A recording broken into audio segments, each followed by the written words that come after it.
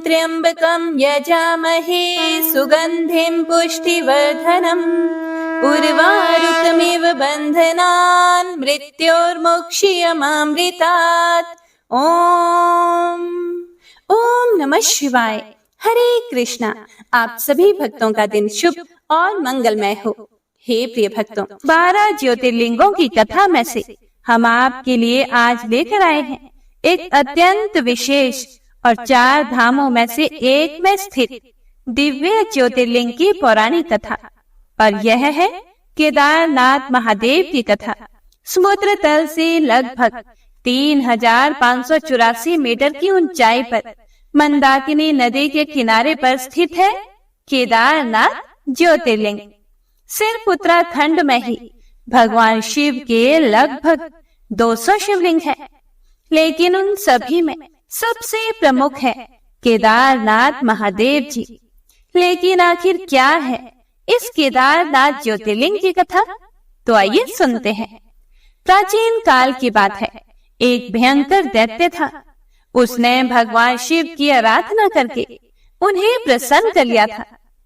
जब भगवान शिव ने उसे दर्शन दिए और वरदान मांगने के लिए कहा, तो उसने भोलेनाथ से अमृतत्व का वरदान मांगा। महादेव जी ने कहा कि यह वरदान देना तो उनके सामर्थ्य में है ही नहीं, वो कुछ और मांग ले। तो उस दैत्य ने ऐसे सहस्त्र कवच मांगे जिसे कोई भी भेद ना सके। फिर महादेव जी ने इस वरदान पर भी असहमति जताई और उसे फिर से वरदान मांगने के लिए कहा। उस दैत्य ने अपनी बुद्धि का प्रयोग करते हुए महादेव जी से कहा, हे शंभो, मुझे ऐसे सहस्त्र कवच प्रदान कीजिए जिससे मैं अजय हो जाऊं। यदि कोई व्यक्ति मुझसे सहस्त्र वर्षों तक युद्ध करे, केवल तभी मेरा एक कवच टूट पाए। भगवान शिव ने उस राक्षस को यह वरदान दे दिया और तब से उसका नाम पड़ा सहस्त्र कवच असुर। हे प्रिय भक्तों, महादेव से विजय का आशीर्वाद प्राप्त करके वह असुर ऋषि मुनियों को प्रताड़ित करने लगा। त्राही माम करते हुए सभी ऋषिगण भगवान विष्णु का आश्रय लेने गए। इस राक्षस का वध करने के लिए उनसे प्रार्थना की। फिर भगवान विष्णु ने नारद मुनि से किसी ऐसे स्थान के बारे में पूछा जहां एक दिन तपस्या करके सहस्त्रों वर्षों की तपस्या का फल प्राप्त किया जा सके। इस प्रश्न के उत्तर में नारद मुनि ने बद्रीनाथ नामक स्थान के बारे में भगवान विष्णु को बताया जहां यह संभव था। और दूसरी ओर दक्ष प्रजापति का विवाह देवी प्रसूति से हुआ। उन्हें 16 कन्याएं संतान के रूप में प्राप्त हुई। इनमें से 13वीं कन्या का नाम मूर्ति था, जिसका विवाह धर्म से हुआ। माता मूर्ति के गर्भ से नर नारायण ऋषि का जन्म हुआ, जो कि भगवान विष्णु के ही अवतार थे। बड़े होने पर नर नारायण ऋषि बद्री का आश्रम में तपस्या करने चले गए, जिसके बारे में नारद मुनि ने उन्हें बताया था। और यहाँ पर प्रतिदिन एक पार्थिव शिवलिंग की स्थापना करके उसकी पूजा अर्चना करने लगे। सहस्त्र कवच असुर भी नर नारायण ऋषि से युद्ध करने की इच्छा से वहां पहुंचा। और फिर क्या था, एक घमासान युद्ध हुआ। जब नर उस दैत्य से युद्ध करते तो नारायण तपस्या करते, और अगली पारी में नारायण युद्ध करते तो नर तपस्या करते, क्योंकि वहां एक दिन की तपस्या का फल सहस्त्र वर्षों की तपस्या के तुल्य था। इसीलिए नर नारायण ऋषि ने उस राक्षस के 999 कवच काट दिए। जब असुर ने देखा कि उसके पास अब केवल एक ही कवच शेष रह गया है, तो वह सूर्य के अंदर समा गया। और इसी असुर ने अपने अगले जीवन काल में सूर्य पुत्र कर्ण के रूप में माता कुंती के गर्भ से जन्म लिया। नर नारायण ऋषि पार्थिव शिवलिंग की स्थापना करके भगवान शिव की पूजा अर्चना काफी लंबे समय तक कर रहे थे। उनसे प्रसन्न होकर महादेव जी ने उन्हें दर्शन दिए और कुछ वर मांगने के लिए कहा। तब नर नारायण ऋषि ने भगवान शिव से प्रार्थना की कि वे इसी स्थान पर आकर सृष्टि के जीवों का कल्याण करने के लिए विराजमान हो जाएं। उनकी प्रार्थना को स्वीकार करते हुए भगवान शिव वहां केदारनाथ के रूप में वास करने लगे। हे प्रिय भक्तों, इसी ज्योतिर्लिंग के विषय में एक और कथा आती है। यह बात है द्वापर युग की, जब पांडवों और कौरवों के बीच में कुरुक्षेत्र का युद्ध हुआ था। पांडव युद्ध में विजय तो हो चुके थे, लेकिन उनके हाथों से अपने ही स्वजनों का वध हुआ था। महाराज युधिष्ठिर के राज्याभिषेक के पश्चात उनके राज्य के ब्राह्मणों ने उन्हें सुझाव दिया कि उन्हें काशी में जाकर भगवान शिव का आश्रय लेना चाहिए और अपने द्वारा हुई जीव हत्या के लिए प्रायश्चित करना चाहिए। उनकी इस बात को शिरोधार्य करके पांडव काशी की ओर निकल पड़े। जब वे काशी पहुंचे तो उन्हें पता चला कि महादेव वहां नहीं बल्कि बद्रिका आश्रम में हैं। भगवान शिव की शरण प्राप्त करने के लिए वे हिमालय में स्थित बद्रिका आश्रम की ओर प्रस्थान कर गए। वहां पहुंचकर वे भगवान शिव को ढूंढ रहे थे, लेकिन शिव जी उनके समक्ष नहीं आना चाहते थे, इसीलिए वे अदृश्य हो गए। कुछ समय के बाद पांडवों ने केदार पर्वत की कंदराओं में देखा कि महिषों का एक झुंड उस स्थान से गुजर रहा था, जिसमें एक महिष विशाल काय आकृति का था। महाराज युधिष्ठिर उसे देखकर तुरंत समझ गए कि यह भगवान शिव ही है। यह सोचकर उन्होंने भीम को आदेश दिया कि उस विशाल महिष को पकड़ लिया जाए, लेकिन वो महिष पांडवों को देखकर भागने लगा। भीम उसका पीछा करते रहे और उतनी देर में उस महिष ने अपना सिर बर्फ के अंदर धकेल दिया, लेकिन उसका कुबड़ बाहर ही रह गया। अचानक ही उस कुबड़ ने एक शिवलिंग का रूप धारण कर लिया, जो कि पंच महाभूतों से बना हुआ था, और उस महिष की बाकी के शरीर के भाग अलग अलग जगहों पर बाहर निकले। उनके हाथ तुंगनाथ में बाहर दिखे, उनका चेहरा रुद्रनाथ में बाहर आया, पेट मध्य महेश्वर में और बालों के सहित सिर कल्पेश्वर में दृष्टि गोचर हुए। और इस प्रकार इन पांचों स्थानों पर भगवान शिव के विभिन्न शिवलिंग की उत्पत्ति हुई और उसे पंच केदार के नाम से जाना जाता है। मुख्य मंदिर केदारनाथ ज्योतिर्लिंग के नाम से जाना गया।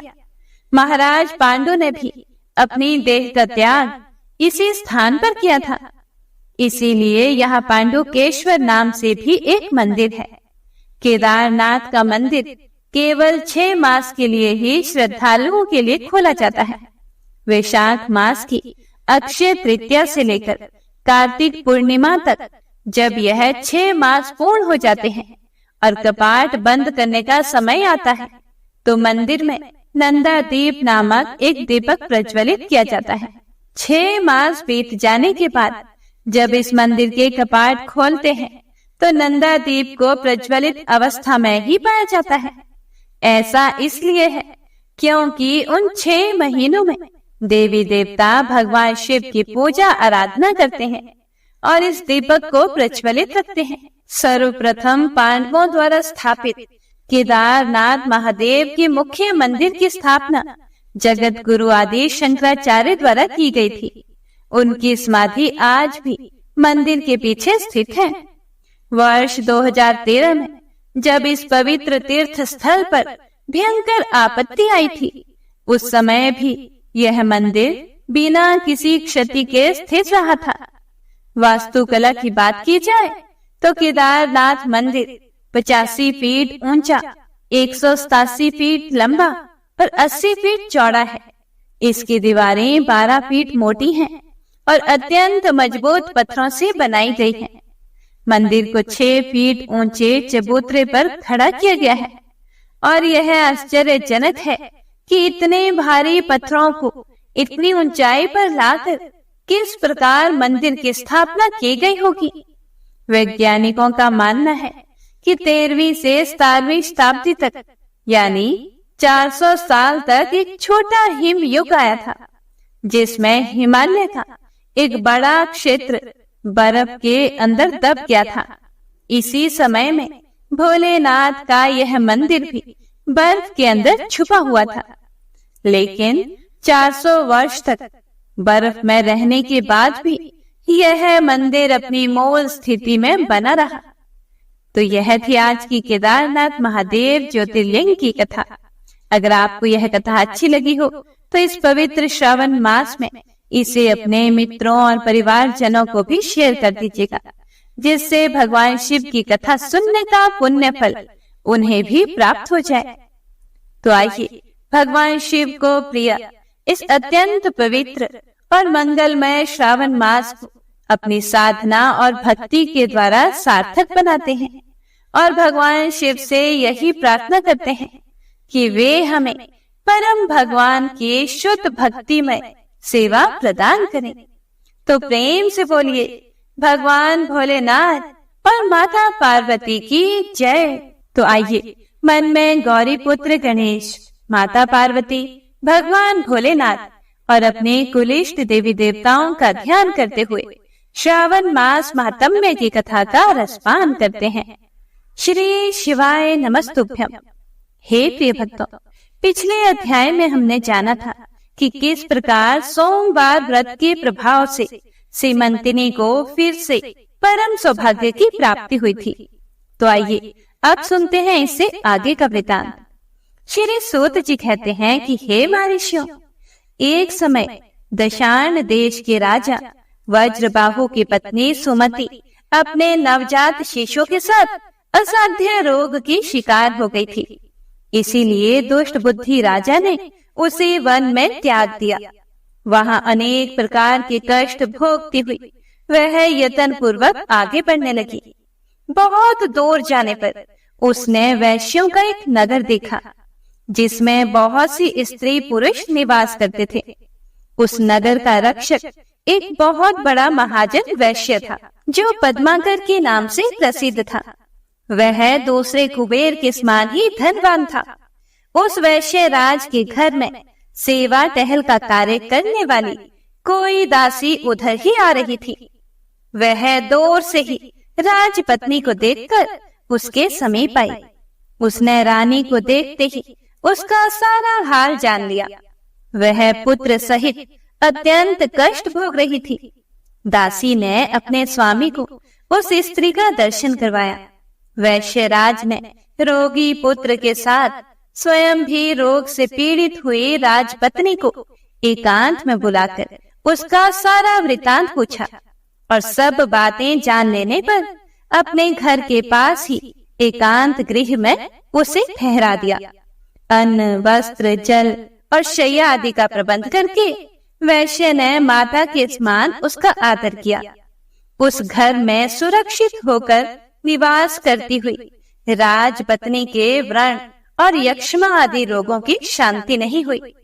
कुछ ही दिनों में रानी का पुत्र घाव से पीड़ित होकर वैद्यों की चिकित्सा शक्ति से परे जा पहुंचा और मृत्यु को प्राप्त हो गया।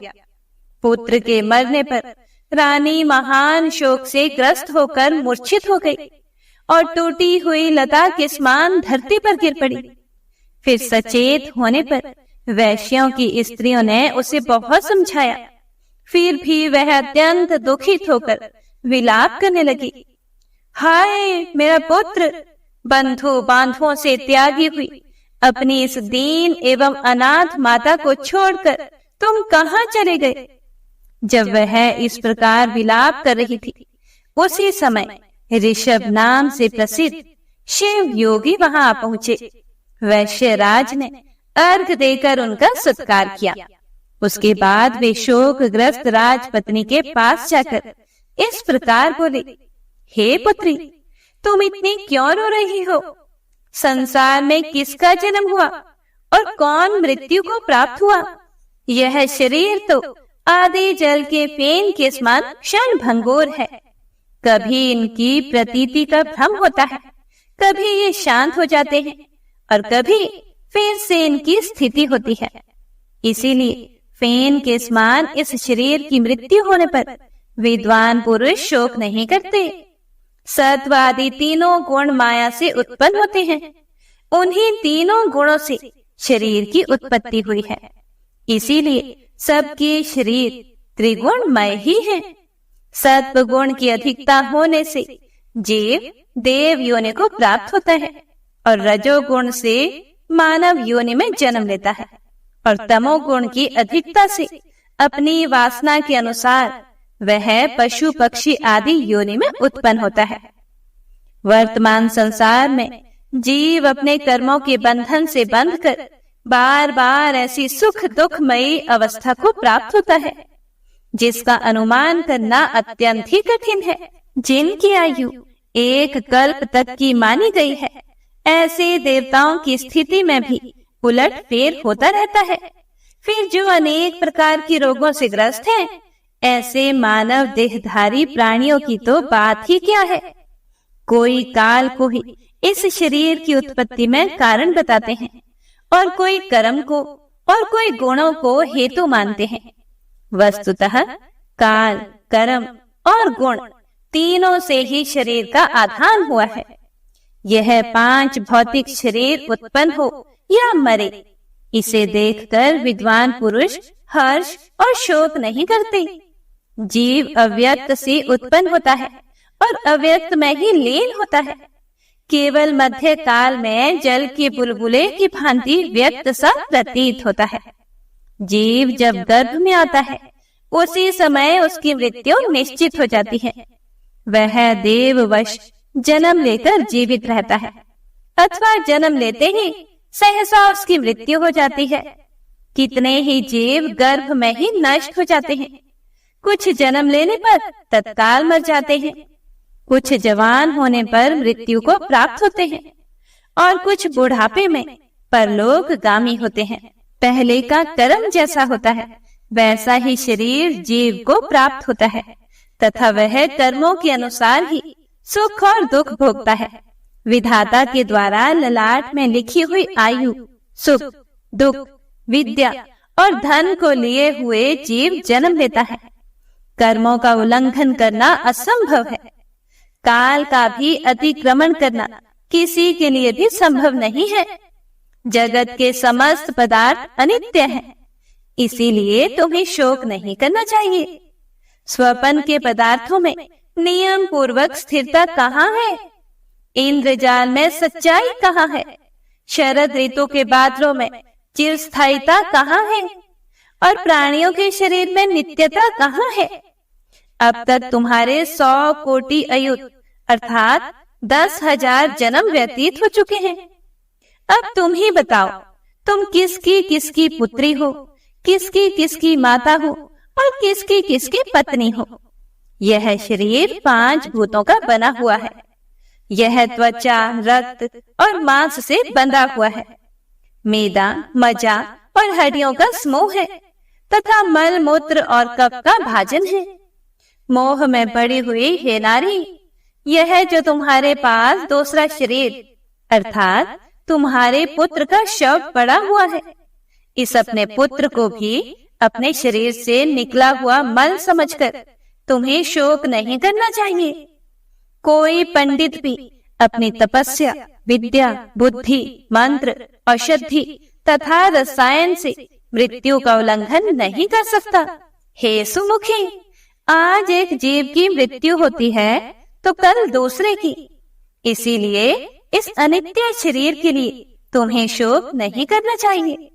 मृत्यु सदा समीप ही रहती है।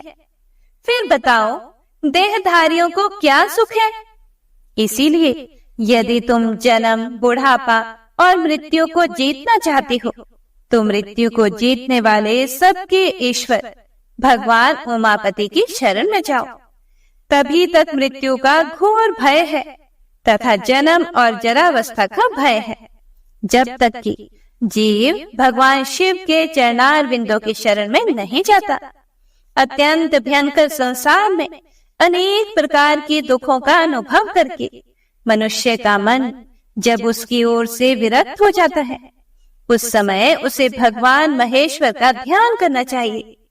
जो मन से भगवान शिव के ध्यान रूपी रसामृत का पान करता है, उस पुरुष को फिर संसार की विषय रूपी मदिरा को पीने की तृष्णा नहीं होती। जब सब प्रकार की आसक्तियों से छूटा हुआ मन वैराग्य के अधीन होकर भगवान शिव के चरणों के चिंतन में मग्न हो जाता है, तब मनुष्य का इस संसार में फिर जन्म नहीं होता है। हे भद्रे, यह मन भगवान शिव के ध्यान का एकमात्र साधन है। उसे शोक और मोह में मत डुबाओ, शिव जी का भजन करो। हे प्रिय भक्तों, इस प्रकार शिव योगी ने अनुनय पूर्वक जब रानी को समझाया, तब उसने उन्हीं को गुरु मानकर उनके चरण कमलों में प्रणाम करके कहा, हे भगवत, जिसका एकमात्र पुत्र मर गया हो, जिसे प्रिय बंधुओं ने त्याग दिया हो, तथा जो महान रोग से अत्यंत पीड़ित रहती हो, ऐसी मुझ अभागिनी के लिए मृत्यु के सिवा दूसरी कौन सी गति है। इसीलिए मैं इस शिशु के साथ ही प्राण त्याग देना चाहती हूँ। मृत्यु के समय जो आपका दर्शन हो गया, मैं इतने से ही कृतार्थ हो गई। रानी की यह बात सुनकर दया निधान शिव योगी मरे हुए बालक के पास आए और शिव मंत्र से अभिमंत्रित भस्म लेकर उसके मुंह में डाल दिया। हे प्रिय भक्तों, विभूति के पड़ते ही वह मरा हुआ बालक प्राण युक्त हो गया। प्राण लौट आने पर बालक ने आंखें खोल दी। उसकी इंद्रियों में पूर्ववत शक्ति आ गई और वह दूध पीने की इच्छा से रोने लगा। तब नेत्रों से आनंद के आंसू बहाती हुई रानी ने झपट कर बालक को गोद में उठा लिया और उसे छाती से चिपकाकर वह अपूर्व आनंद में डूब गई। उसके बाद शिव योगी ने माता और बालक के विषैले घावों से युक्त शरीर में भस्म का स्पर्श करवाया। इससे उन दोनों के शरीर दिव्य हो गए। उन्होंने देवताओं के समान कांतिमान स्वरूप धारण कर लिया। उसके बाद ऋषभ ने रानी से कहा, हे पुत्री, तुम दीर्घ काल तक जीवित रहो। जब तक इस संसार में जीवित रहोगी, तब तक वृद्धावस्था तुम्हारा स्पर्श नहीं कर सकेगी। हे साध्वी, तुम्हारा यह पुत्र लोक में भद्रायु नाम से विख्यात होगा और अपना राज्य प्राप्त कर लेगा। तब तक तुम इन्हीं वैश्य राज के घर में निवास करो, जब तक कि तुम्हारा पुत्र पूर्ण विद्वान ना हो जाए। हे प्रिय भक्तों, इस प्रकार ऋषभ योगी ने भस्म की शक्ति से मरे हुए राजकुमार को जीवित करके अपने अभीष्ट स्थान को प्रस्थान किया। भद्रायु उन्हीं वैश्य राज के घर में क्रमशः बढ़ने लगा। वैश्य के भी सुनय नामक एक पुत्र था, जो राजकुमार का सखा हुआ। राजकुमार और वैश्य कुमार दोनों परस्पर बड़ा स्नेह रखते थे। वैश्य राज ने विद्वान ब्राह्मणों के द्वारा राजकुमार और अपने पुत्र का भी संस्कार विस्तार पूर्वक करवाया। समय आने पर उपनयन संस्कार हो जाने के बाद दोनों बालकों ने गुरु सेवा में तत्पर होकर विनय पूर्वक संपूर्ण विद्याओं का संग्रह किया। उसके बाद जब राजकुमार का 16वां वर्ष लगा, तब वे ही ऋषभ योगी पुनः वैश्य राज के घर आए। रानी और राजकुमार ने बड़े हर्ष के साथ उनको बार बार प्रणाम करके उनकी यथा योग्य पूजा की। उन दोनों से पूजित होने पर योगेश्वर शिव योगी ने कहा, हे पुत्र, तुम कुशल से तो हो ना? तुम्हारी माता को भी कोई कष्ट तो नहीं है? क्या तुमने सब विद्याओं का अध्ययन कर लिया? गुरुजनों की सेवा में सदा संलग्न रहते हो ना? हे वत्स, क्या मुझ प्राणदाता गुरु का कभी स्मरण भी करते हो? योगेश्वर ऋषभ के ऐसा कहते समय विनयशीला रानी ने अपने पुत्र को उनके चरणों में डाल दिया और कहा, हे गुरुदेव, यह आपका ही पुत्र है। आप इसके प्राणदाता पिता हैं। आप दया करके अपने इस शिष्य को अनुग्रहित करें और इसे सत्पुरुषों के उत्तम मार्ग शुभ कर्म का उपदेश दें। रानी के द्वारा इस प्रकार प्रसन्न कराए जाने पर परम बुद्धिमान शिव योगी ने राजकुमार को सन्मार्ग का उपदेश दिया। फिर ऋषभ बोले, वेद, स्मृति और पुराणों में जिसका उपदेश किया गया है वही सनातन धर्म है। सब लोगों को चाहिए कि अपने अपने वर्ण और आश्रम के अनुसार सदा शास्त्रोक्त धर्म का सेवन करें। हे वत्स, तुम सदा ही सत्पुरुषों के मार्ग पर चलना, उत्तम आचार का ही पालन करना, देवताओं की आज्ञा का कभी भी उल्लंघन ना करो, देवताओं की अवहेलना भी ना करो, गौ, देवता, गुरु और ब्राह्मण के प्रति सदा भक्ति भाव रखो। अतिथि के रूप में चांडाल भी अपने घर आ जाए तो सदा उसका सत्कार करो। अपने प्राणों पर संकट आ जाए तो भी सत्य का परित्याग ना करो। हे महाबाहो, पराये धन की, पराई स्त्री की, देवता तथा ब्राह्मण की वस्तुओं की और अत्यंत दुर्लभ पदार्थों की भी तृष्णा त्याग दो। महामते, सदा उत्तम कथा, उत्तम आचार, उत्तम व्रत, सत्पुरुषों के आगमन तथा धर्म आदि के संग्रह की ही अभिलाषा करो।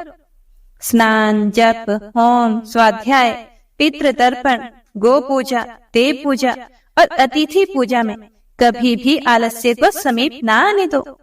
क्रोध, द्वेष, भय, शठता, चुगली, अनुचित आग्रह, कुटिलता, दंभ और उद्वेग का यत्न पूर्वक त्याग करो। अकारण वैर, व्यर्थ की बकवाद और दूसरों की निंदा छोड़ दो। मृग्या, धृत क्रीड़ा, मद्यपान, स्त्री और स्त्री लंपट पुरुष, इन सब के संग का परित्याग करो। अधिक भोजन, अधिक परिश्रम, अधिक बातचीत और अधिक खेल कूद तथा क्रीड़ा विलास को सदा के लिए छोड़ दो। अधिक विद्या, अधिक श्रद्धा, अधिक पुण्य, अधिक स्मरण, अधिक उत्साह, अधिक प्रसिद्धि और अधिक धैर्य जैसे भी प्राप्त हो उसके लिए सदा चेष्टा करो। अपनी ही पत्नी के प्रति सकाम बनो, अपने शत्रुओं पर ही क्रोध करो, पुण्य राशि के संग्रह के लिए ही लोभ करो, पापाचारियों के प्रति ही असूया अर्थात दोष दृष्टि करो, पाखंडियों के प्रति द्वेष तथा साधु पुरुषों के प्रति राग रखो। चुगलों की बातें अनसुनी करने के लिए बहरे हो जाओ। धूर्त, अत्यंत क्रोधी, शठ, क्रूर, छली, चंचल, दुष्ट, पतित, नास्तिक और कुटिल मनुष्य को दूर से ही त्याग दो। अपनी प्रशंसा ना करो, दूसरों की चेष्टाओं और इशारों को समझो। धन और कुटुंब में अधिक आसक्ति ना रखो। पतिव्रता पत्नी, माता, ससुर, साधु पुरुष और गुरु के वचनों में सदा विश्वास करो।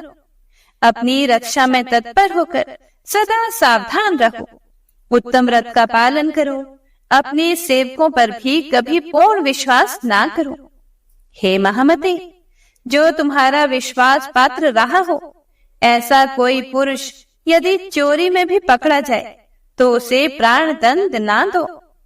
पाप रहित मनुष्य पर संदेह ना करो। सत्य से विचलित ना हो। अनाथ, दीन, वृद्ध, स्त्री, बालक और निरपराध मनुष्य के धन से, बुद्धि से, शक्ति से, बल से तथा अपने प्राणों द्वारा भी रक्षा करो। वध करने योग्य शत्रु भी यदि शरण में आ जाए तो उसे ना मारो। माता पिता और गुरु के कोप से बचो। धन का व्यय, पुत्रों तथा ब्राह्मणों का अपराध सहन करो। जिस प्रकार ब्राह्मण प्रसन्न हो वैसा उनका हित करो, क्योंकि श्रेष्ठ द्विज संकट में पड़े हुए राजा का उस संकट से उद्धार करते हैं। आयु, यश, बल, सुख, धन, पुण्य और प्रजाजनों की उन्नति, यह सब जिस सत्कर्म से संभव हो उसका सदा सेवन करना चाहिए। देश, काल, शक्ति, कर्तव्य, अकर्तव्य का भले भांति विचार करके सदा यत्न पूर्वक कर्म करो। स्वयं किसी को बाधा ना पहुंचाओ। दूसरों की बाधा का निवारण करो। उत्तम नीति और शक्ति से चोरों तथा दुष्टों का दमन करो।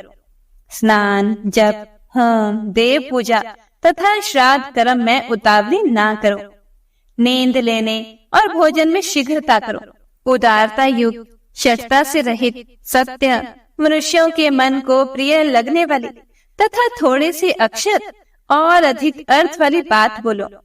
कहीं भी भय ना करो। शत्रुओं और विपत्तियों में पड़कर भी निडर बने रहो। ब्राह्मण कुल, गुरु की आज्ञा तथा पापाचरण से डरो। कुटुंबी जनों, भाई बंधुओं, ब्राह्मणों, पत्नियों, पुत्रों तथा भोजन की पंक्तियों में समतापूर्ण बर्ताव करो। सत्पुरुषों के हितकारक उपदेशों, पुण्य कथाओं, विद्या गोष्ठियों तथा धर्म चर्चाओं से कभी मुंह ना मोड़ो। जल के निकट, सर्वत्र विख्यात, ब्राह्मणों के निवास से युक्त, परम पवित्र तथा कल्याणमय प्रशस्त स्थान में सदा निवास करो, जहाँ कुलटाएं और वैश्या रहती हों, जहाँ काम लंपट पुरुषों का निवास हो। ऐसे नीच, जन सेवित, दूषित स्थान में तुम कभी निवास ना करो। त्रिभुवन के स्वामी एकमात्र भगवान शिव की शरण लेकर भी तुम सभी देवताओं की यथा समय उपासना करते रहो और उनके दिनों अर्थात तत्संबंधी तिथियों का भी समादर करो।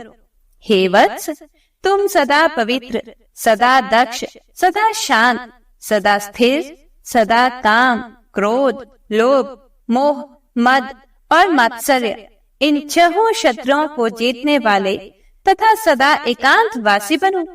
वेद वेत्ता ब्राह्मण, नियमों से प्रकाशित होने वाले शांत सन्यासी, पुण्य वृक्ष, पुण्य नदी, पुण्य तीर्थ, महासरोवर, धेनु, वृषभ, पतिव्रता स्त्री तथा अपने घर के देवताओं को उनके पास जाते ही अचानक नमस्कार करो।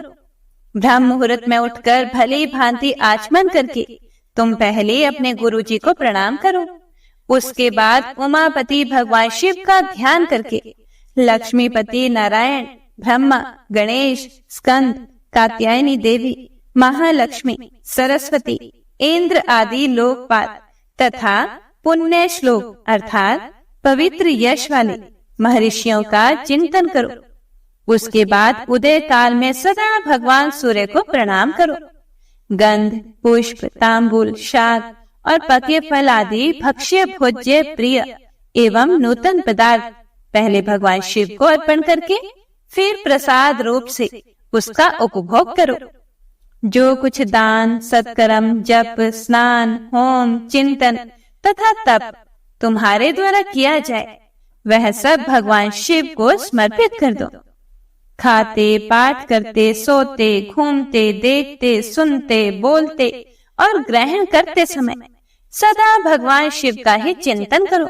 प्रतिदिन मंत्र राज पंचाक्षर का जप और ध्यान करते हुए सदा भगवान सदाशिव के चरणों में अपने मन को रमाते रहो। हे वत्स, यह संक्षेप से तुम्हारे लिए धर्म का उपदेश किया गया है। श्री शिवाय नमस्तुभ्यम। हे प्रिय भक्तों, इसके बाद ऋषभ शिव योगी जो कहते हैं उसका वर्णन आप अगले अध्याय में सुनेंगे। तो आइए अब सुनते हैं शिव चालीसा। जय गणेश गिरिजा सुवन, मंगल मूल सुजान, कहत अयोध्या दास तुम, देहु अभय वरदान। जय गिरिजापति दीन दयाला, सदा करत संतन प्रतिपाला। भाल चंद्रमा सोहत नीके, कानन कुंडल नागफनी के। अंग गौर शीर गंग बहाए, मुंड माल तन चार लगाए। वस्त्र खाल बागंबर सोहे, छवि को देखी नागमन मोहे।